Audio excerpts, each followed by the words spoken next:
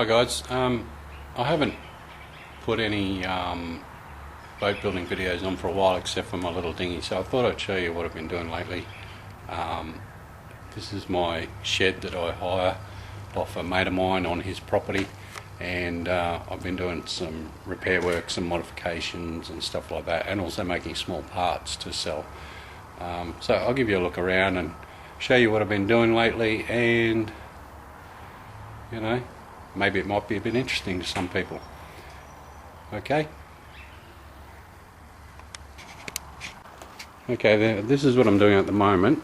I've got a 19 foot half cab. Now it's a pretty old one, it's early 70s, but the guy loves it, wants to spend some money on it, so this is what I've been doing. I've built a pod for it.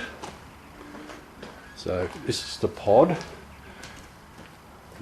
that I mocked up for it, and then I've started grafting it into the back, and I've also, he wanted swim platforms on it too, as you can see. I've just done a little bit of glassing on the inside on the structure that I put inside the pod after the pod itself went on, because the pod was only a very thin skeleton pod, and now it's got its transom boards in and it's getting glassed up on the inside. Once I finish doing the glassing up on the inside there, I'll continue to rip out all the stringers, or the remaining stringer that he's got in the middle here, and then lay a new floor in it for him and stuff like that. But this is the kind of work I've been doing. I started my own business doing fiberglass about a year ago now, because I got so many people asking me to do this and do that, so that's what I've been doing for the last year or so. So that's that there. As you can see, my shed's got a lot of junk in it that does take up a lot of room, but anyway, there's the moulds for my little 2.4 dinghy that I make, just under the covers there. I sell one of those probably once every month and a half, 2 months now, so that's good. It's good fill-in work when the production works a bit slow, or the modification works a bit slow, or repair. These are the parts I make. These are swim platforms. They're good for you know, anything up to about probably 14 to 20 foot boat. Usually I sell them in pairs. People buy them in pairs, so that's just 3 layers of glass in there now. Then they get the foam supports put through them. Then they get another 4 layers of 450 gram glass goes in over the top of that, and then they just pop out of the mould. I trim the edges of them and they're ready to go.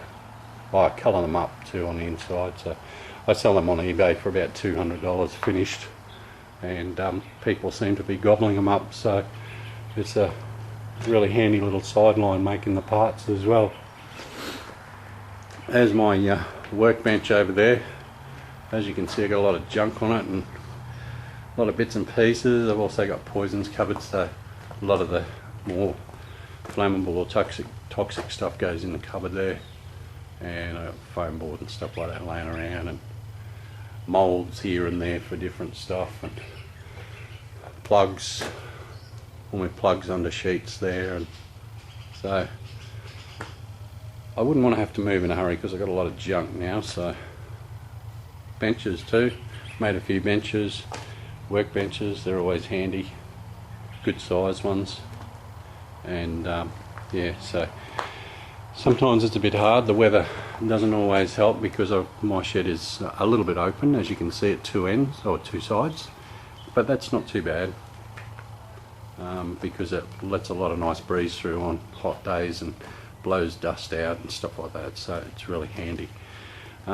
Here's my latest project. I bought this boat. Now she's pretty ugly but beautiful at the same time.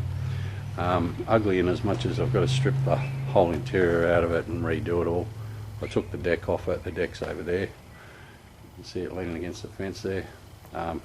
It was joined with silicone, so I ripped it all off, and all the joining strips are all rotten, as you can see here. So I'll put all new strips through it. I'll put all new stringers through it, and modify the rear end a little bit and beautify it up. It'll be fine when it's finished. It's actually a what we call a Valero Dart here in Australia, but it was made under license from Glastron, and very similar to a slightly smaller version of the Glastron GT160, as used by James Bond in Live and Let Die.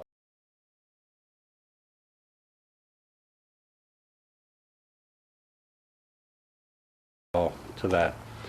But anyway, that's what I've been doing. I thought it'd been a while since I put any fiberglass work videos on, so I thought I'd have give you a look at what I've been doing, and hopefully the next project, or when this one's getting a bit more advanced, I'll slap it on and let you have a look at it before it goes back together maybe. And yeah, anyway, hope you found it interesting, and thanks for subscribing and watching the videos, and I'll see you again.